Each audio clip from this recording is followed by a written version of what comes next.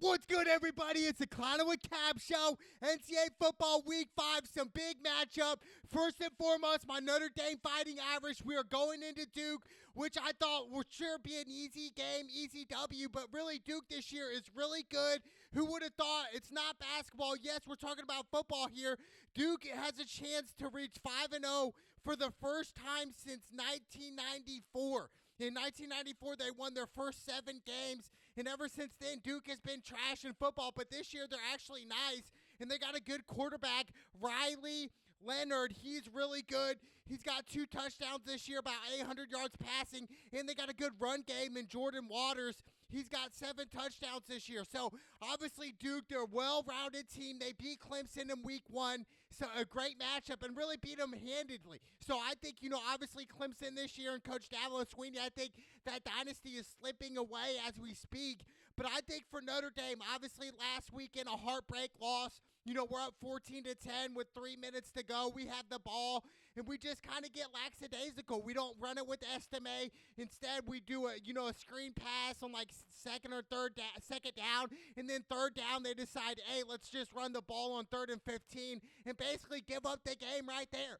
And obviously, for Notre Dame, there's a lot more instances where we could have won that game against Ohio State, but it came down to one play. That's the reality of it. So I think for Notre Dame, they obviously have to win every single game, and they have to have some things go their way to even get in the college football playoff. I mean, Notre Dame's looking at the 4 seed to get into the college football playoff, so it's going to be a long shot. But Sam Hartman, I mean, he's been balling this year. 14 touchdowns, 1,236 yards passing, and I just think they should have really opened it up more for Sam Hartman even last week, at home against Ohio State. And I think this is the game where Hartman's going to go off for 4 touchdowns here, and really I think Notre Dame should run away with this game. I'm not blaming the loss on head coach Marcus Freeman and saying, oh, all the blame's on him is why Notre Dame lost last week at home against Ohio State. No, there's a lot of things that went into play. I definitely look at that last time out on the goal line on like 3rd and goal.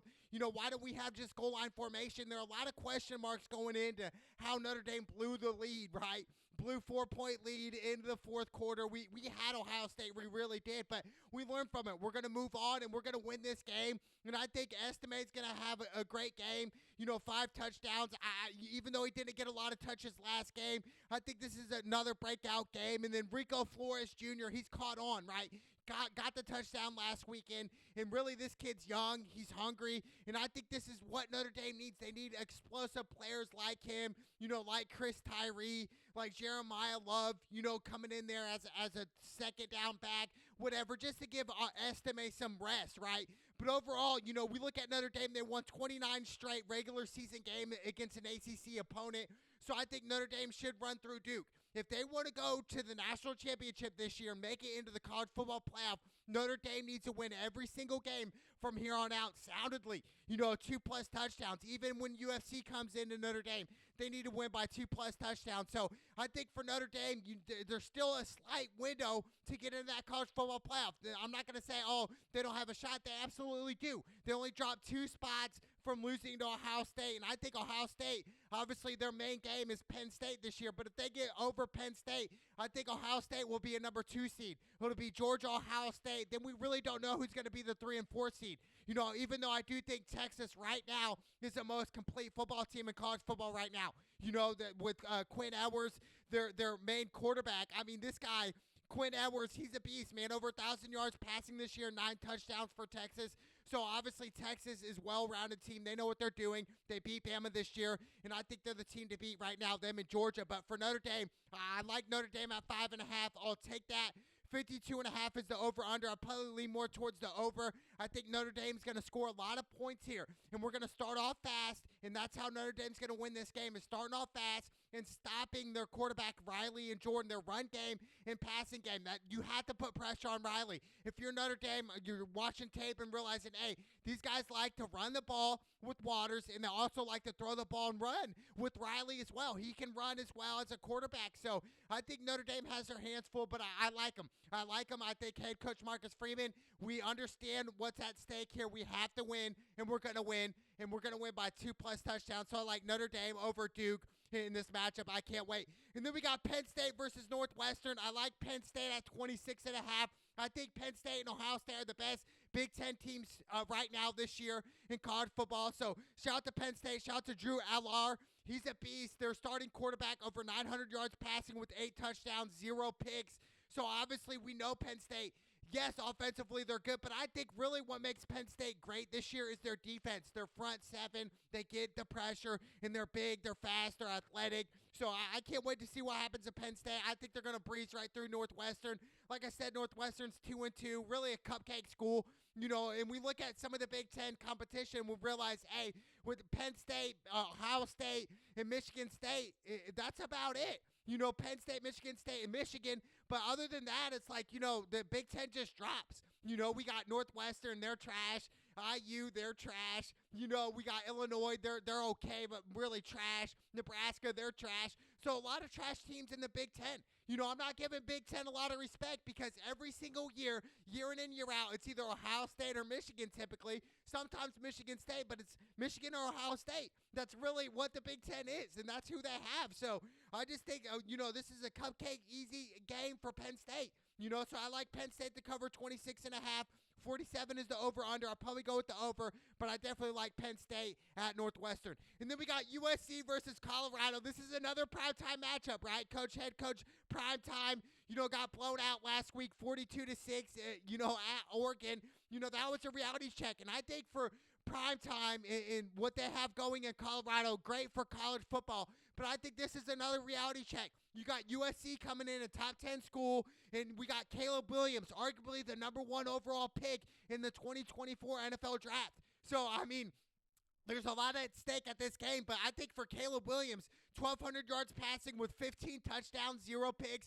He's probably going to win Heisman this year. It's destiny. I do think it's all lined up for Caleb Williams to win Heisman. And really, it's lined up for Caleb Williams and USC to win out and win the Pac-12, their last year in it, and basically, go to the college football playoff. That's what that's lined up for. Obviously, they got to go into Notre Dame. I think that's going to be a great matchup. But, as USC goes and Caleb Williams, will they make it to the college football playoff? I don't think so. I think they got a good shot, but I just think their defense is their weakness, and they're giving up too many points against weak teams. So I think USC is eventually going to get beat. Hopefully, they get beat to my Notre Dame Fighting Irish, but I think USC is going to really breeze through Colorado. It's in Colorado. I do think Colorado will bounce back, with Sanders. He's got over 1,400 yards passing, 11 touchdowns, only 1 pick. Definitely a difference maker here. He's just like his father, can make plays, super athletic, even though he's not a cornerback. But I'm telling you, they have the athletic ability to compete. But I just think overall, I'm going to go USC. I think Caleb Williams, man. And then you got Washington, 278 yards receiving and 4 touchdowns for USC. So I think USC, man, they're going to breeze right through Colorado. I think it's going to be close in the first half, but I think Caleb Williams is the X factor here, obviously. The Heisman candidate probably will win Heisman, probably will almost likely to win out. So I think USC right now, they're the clear favorite. So I'm going to go USC at 21.5. The better play is probably money line here just because Colorado got blown out last week. Now they're looking to bounce back. So definitely interesting there, but I definitely like USC over Colorado in this matchup. 73 is the over-under.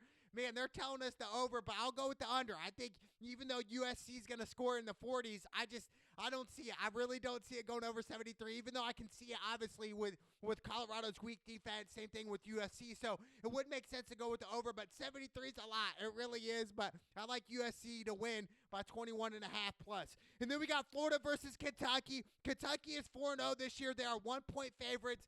This is definitely a coin toss situation, right? 50-50, 2 SEC schools that are good. But Florida's not like the Florida Gators that we're used to seeing with Tim Tebow. Those classic, it just was. Back in the early 2000s, when Urban Meyer came to Florida from Utah, it was just like, hey, what's he going to do? The first year didn't do too well. Second year won a national championship in 2006. Missed out in 2007, won a national championship in 2008, beat Oklahoma, and then they should have won in 2009 with Tim Tebow. You had League, you had so many great players, Percy Harvin, like so many legends on Florida, but now the Florida Gators are really at the past now. They haven't been good since that era, and really it's sad. It's not that good for college football either. We want to see the Florida Gators back on the map, but they're just not the same. I mean, Graham Mertz, their starting quarterback, wants to be like Tim Tebow, but he's not. He's really not. 951 yards passing with 4 tutties and 1 pick. But just the offensive flow just not there for Florida for me. As whereas Kentucky, I think they are a little bit more established as a team. Devin Learney, 9 touchdowns, 5 picks with over 1,000 yards passing. Then you got Ray Davis, 5 touchdowns, their running back. Then you got their star receiver Robinson, 283 yards receiving and 3 touchdowns. I can see Florida winning this game, but I'm going to go Kentucky. I'm going to go to the home game here. I think Kentucky 1-point favorite. It's definitely a coin flip situation, but I definitely like Kentucky over Florida in a close one, probably by a game-winning field goal in this matchup. I can't wait. And then we got Georgia versus Auburn. Georgia 14.5-point favorites. Look, obviously Georgia the number 1 team in the country. They're looking to three-peat this year. They won back-to-back national titles, which is insane, right? And then you got Carson Beck, their starting quarterback, 1,184 yards passing with 6 touchdowns and 1 pick. Then their star tight end, Brock Bowers, 256 yards receiving and 2 tutties. I mean, Georgia, they have the depth, right? They have the athletes. They have the talent. My thing is head coach Kirby Smart really about to three-peat this year, and I think it's a long shot for Georgia. Now, I just say that because right now this year, this is the first time in many years in college football where the whole landscape is just wide open. There's not really one dominant team. Yes, Georgia's dominant, but really we look at their first half of their schedule, it's cupcake teams, dude. So we haven't really gotten an eye test to see what Georgia's about. They haven't really dealt with any adversity yet. So we're going to see what that's about. But obviously, Georgia, they'll be the number 1 team. If they win out, they'll get into the college football playoffs. So I think a lot of the stress is off Georgia. Absolutely. I mean, dude, they're looking at 3-peat here. What more do you want from them? You know what I'm saying? So shout out to Georgia. I'm going to go Georgia at 14.5, even though I do think this game is going to be super close. Auburn does have 1 loss. Their starting quarterback, Peyton Thorne, 561 yards passing with 4 tutties and 3 picks. I just think overall, yes, Auburn plays always seemingly good at home, but you got Georgia, the dogs coming in, and I do think Georgia's going to win this game convincingly. If they're the number 1 team, they should win by 2+ touchdowns here. I'll take the 14.5. I like Georgia dogs over the Auburn Tigers. And then we got Michigan versus Nebraska. Michigan, it's 18-point favorites. Like I said, Michigan, another cupcake team. Nebraska, I look at Michigan and realize, look, their schedule really isn't that tough year in and year out. And we go back a couple years ago when they played Georgia in the college football playoff. They got blown out. I mean, it was like 27-3 after the first half alone. So for me, it's just like if Michigan wants to really improve year after year, even though if they want to play against the best competition, they need to play teams against like Georgia, Alabama, some SEC schools. Because right now, Michigan, they're lined up, for cupcake easy wins, dude. It's just like it's not enough, and I do see Michigan losing the last game of the season against Ohio State. I just don't see Michigan. Yes, they have a good run game. They've been having that. But I just think the secondary's not that good. Yes, you got J.J. McCarthy, 8 tutties and 3 picks. Blake Corum, he's their X factor here. He's their work back. He's got 8 touchdowns, 351 yards rushing. Roman Wilson, 268 yards receiving and 6 touchdowns. I like Michigan to cover for sure, but like I said, you're playing Nebraska here. Nebraska isn't even in the top 25. Like, come on. Like, seriously, I just want to see a better schools, but I'll go Michigan at 18.5. They're going to roll, but Michigan's going to come up short at the end of the season. I'm telling you right now, the Michigan Wolverines will come up short. And then we got Kansas versus Texas. Both teams are 4-0. Surprisingly, Kansas is 4-0. Who would have thought? And I'm looking at Kansas and saying, hey, Jalen Daniels, their starting quarterback, he needs to have a heck of a game this game. He's got over 700 yards passing, 5 touchdowns, and 1 pick. I just think Texas right now, they're the most complete college football team. They really are. And it starts with their quarterback, Quinn Ewers, over 1,000 yards passing, 9 tutties. You got Jonathan Brooks, 379 yards rushing and 3 touchdowns. They got big tight ends. I'm telling you right now, Texas is the most complete team. And I think if Texas wins out, they beat Oklahoma, they win the Big 12, there'll be a number 2 seed or number 1 seed. Them or Georgia, they really will. But just because Texas went into Alabama this year and beat Bama convincingly, really, I just think for Alabama to lose like the way they did against Texas, yes, it was close leading up to the fourth quarter, but still, Bama losing at home in Nick Saban's house, it's rare. It really is. So shout out to Texas right now. 16, I will take Texas money line. I think 16 is a little too much. I think 16 is just disrespect to Kansas. And I think Kansas has a shot here with Jalen Daniels, their quarterback. I think obviously you need to have a great game, mistake-free, no picks, and really just throw the ball down the field. Take chances. You're in Texas. Texas is top 4 school in the country. Play them like they are. Go for it on 4th and short. Take some chances. Throw the ball down the field. So I can't wait for this matchup, but I'm going to go Texas money line. 61 is the over-under. They're expecting high-scoring game. I'll probably, it sucks, man. I hate going with the unders in college football. I'll go with the over on this matchup, but I definitely like Texas money line. I think it's a little too much. Just the simple fact that, Kansas is no team to get slept on. They have athletes that can play. They really can. So I can't wait for this matchup, but I'll go Texas Longhorns all day in this matchup. And then we got LSU versus Ole Miss. LSU 2.5-point favorites. Head coach Brian Kelly, you already know the deal. I don't really respect him anymore. The way he left Notre Dame, it was just a bitter pill. It really is. But Jaden Daniels, their starting quarterback, he's a senior now. He's got over 1,200 yards passing, 12 touchdowns, only 2 picks. So obviously LSU has talent. And I think Brian Kelly, he is a good coach. I'll give him that respect. And I do think they should be Ole Miss. They really should. Lane Kiffin there.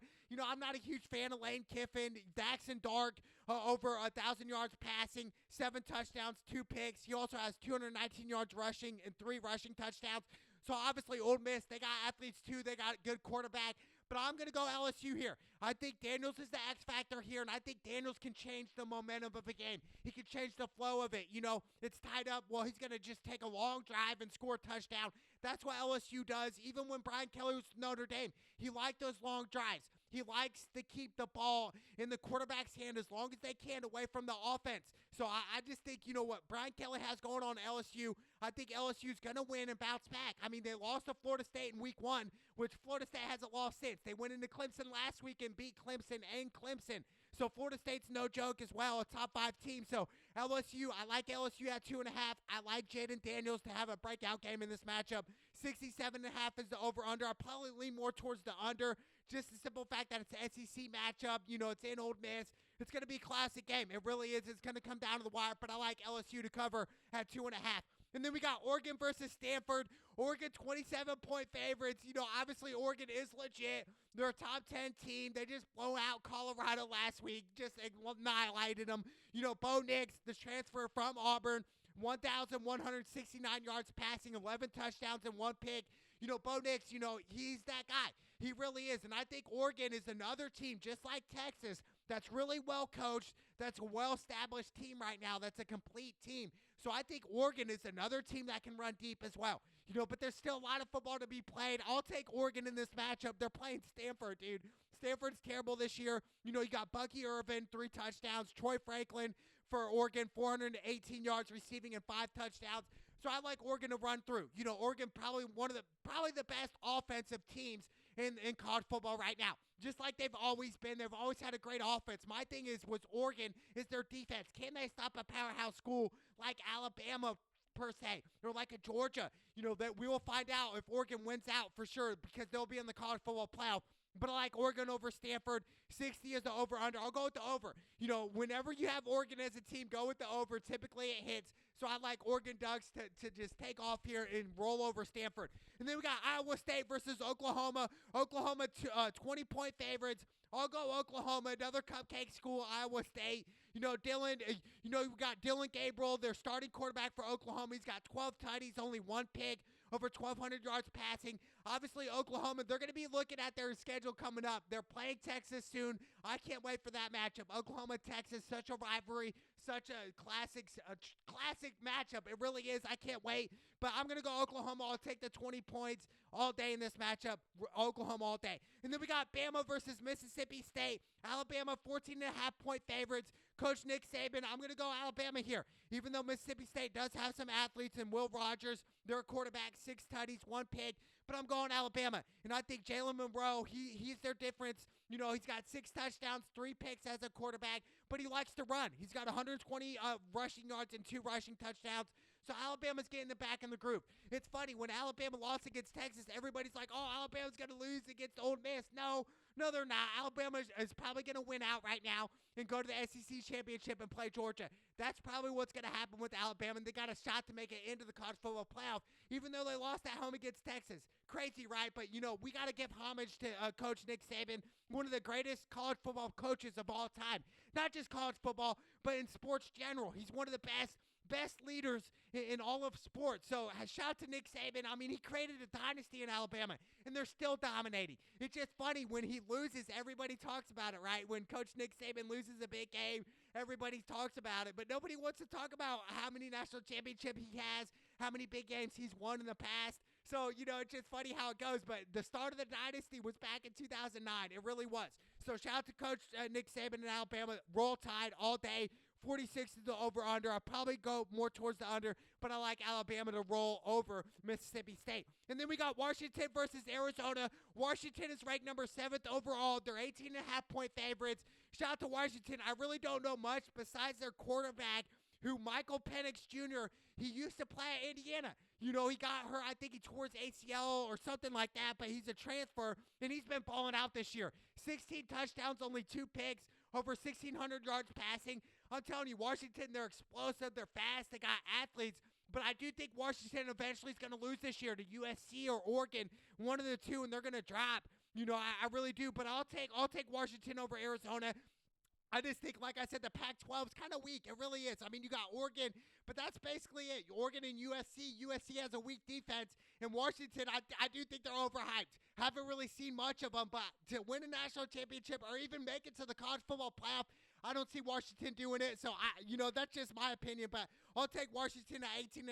I can't wait for this matchup. But, what a week 5 for college football. Obviously, my Notre Dame Fighting Irish have to win going into Duke. I think they're going to win soundly. I think they should have won last week. Everybody thought they should have. Even Ohio State fans thought they should have won. Ohio State fans thought they should have lost that game. They really did. My buddy was at the game, and they said Ohio State fans were in shock. Like, how did we win this game, right? We let it slip, but, we just learned from it, and we're going to continue to grow. Just like head coach Marcus Freeman said, we're going to continue to grow, continue to move forward, and just build my men as leaders and just, win football games and get back in that conversation. If Notre Dame can still get in the college football playoff, I'm not giving up on them. So many people say, oh, they always lose the big game. But, if Brian Kelly was here, I think Ohio State would have ran through us. I really do. I think the athletes we have right now with Coach Marcus Freeman are one of the best athletes I've seen, ever since even like the 2006 era, with Brady Quinn, Jeff Samardzija, Zibikowski, those guys. I mean, I think we're getting to that point where, hey, Notre Dame is they're going to take Notre Dame serious, and Notre Dame is going to start to win big games. They really are. I'm still not losing faith in Notre Dame this year. They got Sam Hartman, Estime, so many stars. So Notre Dame's about to take off. It's college football. It's the Clown with Cab show. Let's go!